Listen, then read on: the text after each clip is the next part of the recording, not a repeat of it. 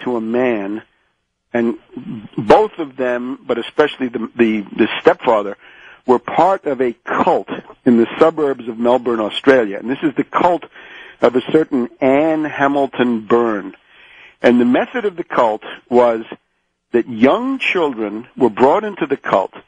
They were immediately dyed blonde. They were, hydrogen peroxide. You look at Assange. Huh. Sometimes he's a blonde. Sometimes he's a brunette. What does this mean? This seems to go back to this experience with the Anne Hamilton Byrne cult. But the main thing they did was everybody got their name changed to Hamilton Byrne. This was done with the complicity of local officials because, of course, this was MK Ultra. It was sanctioned by the intelligence agencies. What happened to these poor kids is a story of really monstrous child abuse. They were given LSD. And they were given, I don't have the specific, formulary, but they were given about 8 to 10 different kinds of really heavy-duty psychopharmaca. And all of them? Yeah, all of them. I mean, and then it was things like, you can read it on Wikipedia, again, if they haven't taken it down. The Wikipedia says they were given LSD, and they were told to go into a dark room, and then after a while, Anne Hamilton Byrne would come to them. So you could imagine they were hallucinating and having nightmares and God knows what. This is what happened. So you look at Assange and you say, this guy, instead of getting cookies and milk, was getting an LSD cocktail from Anne Hamilton Byrne. That's the supposition. And you can look on the internet, you can find pictures that purport to be the blonde young Assange standing with, 6 or 8 or 10 other poor little kids who have been dyed blonde, and this is the Anne Hamilton Byrne cult. So you look at Assange. Certainly, he is someone who is deeply impaired emotionally. At least that's the impression I would have, that he's frozen. He talks in an emotionless monotone. He's almost like a alien hybrid. Yeah, he's like he's genetically very altered strange. or something. He's almost like a robot. And then, of course, there was probably an aspect of what can we call them, flesh piles of some kind or other among these children. So that might then cast light on the charges that were made in Sweden. I don't know one way or another, but this is a very, very strange person. Now, politically, what does he say? He says he hates 9/11 Truth. He says 9/11 Truth is annoying. Oh, it's annoying. Why is it annoying? He says, I come with real scandals and people, real revelations, and people are always chasing after this 9/11 nonsense. What's the point of this? Now, he wants to be a great, unmasker of the power structure, but the principal covert op of the age, he doesn't want to know about it. Or even question. Yeah, he just says this is off the table. You can look at some of his competition, right? There's a thing called Cryptome by John Young, I think his name is. Now, there's somebody who seems to be rather more authentic. I mean, according to some reports, John Young left the WikiLeaks board saying, this is an intelligence front. The Cryptome seems to be more interested in things like 9/11 Truth, but you'd think that out of all these documents, something would come out about 9/11. Now, let's just look at what's in the documents. Remember, when you start something like WikiLeaks, you got to provide some bait. You got to put out some chum at the beginning. So the first one is these very, very dramatic pictures of a U.S. atrocity in Iraq, right? These people being machine gunned from the air. Mm-hmm. Now, of course, it's very graphic. It's shocking. It's highly effective. On the other hand, the incident was known. The deaths were known. This was all known. The U.S. atrocities in Iraq are known. Then there's a second wave, which is all about how bad Maliki is. Again, the pro-Iranian guy who has managed to get himself as prime minister of Iraq and managed to stay there, resisting the attempts of the U.S.-backed Alawi to take over. So, in a sense, you'd say, well, an attack on Maliki is a favor to the CIA. And so in the second round, they seem to be radical. They seem to be attacking the U.S. war effort in Iraq, but in reality, they're attacking the guy the U.S. wants to get rid of. I have to go back now. My professional expertise here as a historian, right? My PhD dissertation and all this is with a guy called Paolo Sarpi, S-A-R-P-I. He is the head of Venetian intelligence, the Venetian Republic, back in 1610, 1615, 1620, thereabouts. And Sarpi has a memorandum for the Venetian Senate and the Council of Ten, where he says the art of political manipulation consists in saying something good about somebody while pretending to say something bad, or doing something good for somebody while pretending to be attacking them.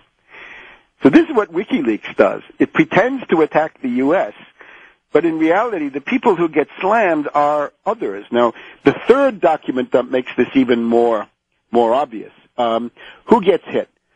Gaddafi gets hit with his Ukrainian nurse, right? The woman that's always around him. So, that's no skin off Washington's nose, right?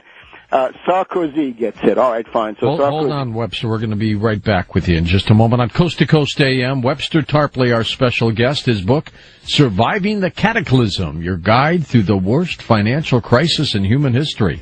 We'll talk about that later on, too.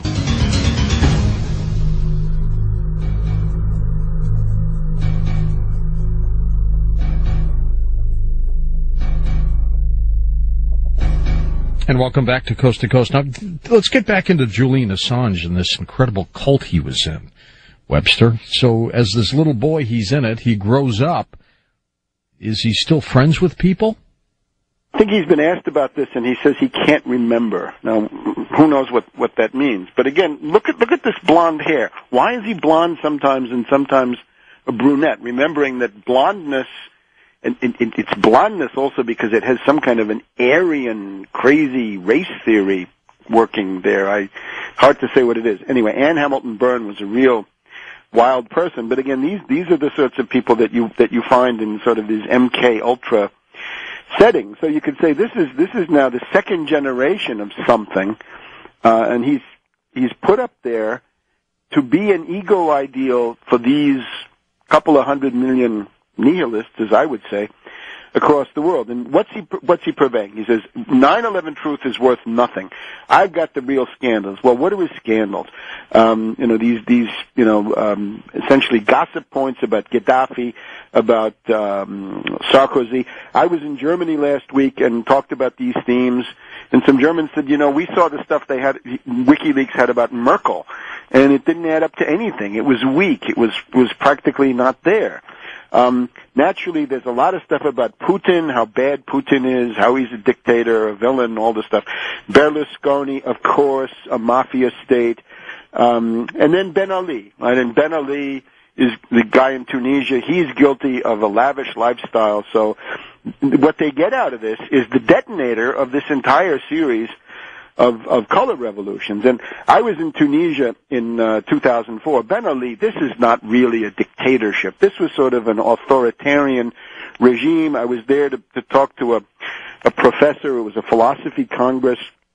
And I asked the professor, what do you think? Is Ben Ali a dictator? And he said, no, because the institutions of Tunisia limit the extent of Ben Ali's authoritarianism. So this was not maybe as bad as portrayed. Another person who got slammed in WikiLeaks is the president of Argentina, the widow of Kirchner, right? I think her name is Hernandez de Kirchner, who is obviously a target, right? Any third world leader with financial problems. So you look at all this and you say, well, there's nothing in here against the Israelis. There's nothing against the British. There's nothing against anybody in the U.S. government. Has any official been forced to resign? Have any programs or operations been exposed? Not a one. Not one. And you could say, well, 9/11 could have been exposed, right? There could have been stuff about the Israeli invasion of Gaza, right? That when they ran amok there for a couple of months, or other things, right? There are all kinds of operations that might have been exposed. So it looks like what Assange is peddling are some things that are very, very carefully selected, sanitized, and they may even be fake. In other words, who guarantees us that this stuff is all... But why his legal issues, or is that a front? Well, he has to be a martyr. In other words, he's got to be persecuted in order to make the whole thing look serious, right? And people have a deep need to see him persecuted. I mean, that was always, with Obama, right? The idea was that somebody, one might, make a move against Obama, and therefore all the left liberals had to be so concerned. Let me also go back, because I think this is the second edition of an operation. The obvious parallel is the Pentagon Papers, and it's obvious because Daniel Ellsberg, right, the great Pentagon Papers hero, had him on the show a long time ago. Well, he says that Julian Assange is his reincarnation, and Assange indeed says, yes, I'm the reincarnation of Daniel Ellsberg. Right. What does that mean? Now, what are the Pentagon Papers? It's very, very similar. The Pentagon Papers are essentially a kind of history of the Vietnam War that was put together in the late 60s by Leslie Gelb and Morton Halperin. And they created these Pentagon Papers, and somehow the Pentagon Papers got from their hands into the hands of Daniel Ellsberg, who at that time was very much pro-war. He was somebody who had been in Vietnam.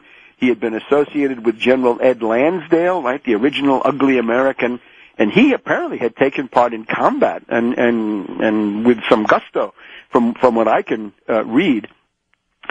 So the papers get from Leslie Gelb and Morton Halperin to the guy who's going to give them out, right, to Daniel Ellsberg. Now, what happens to Leslie Gelb and Morton Halperin after this is done? Well, Leslie Gelb goes on to become the president of the New York Council on Foreign Relations. Need I say more? And Morton Halperin becomes the political manager of the entire Soros group of foundations, where he, I believe, continues to this very day. So they didn't lose their careers. And now, what's in the Pentagon Papers, which is presented in such bombastic stuff? Mainly, nothing new. And if you had been reading Le Monde of France or any of the Italian papers, any European paper really, you would know everything in the Pentagon Papers and more. And I guess I could say this because I was doing this and I did. And when I saw the Pentagon Papers, I said, what is, the big deal? We know all this. Then, however, you look more deeply. You say, what's the general thrust of the Pentagon Papers? Well, one thing is, the CIA gets a complete whitewash. The CIA is practically not mentioned.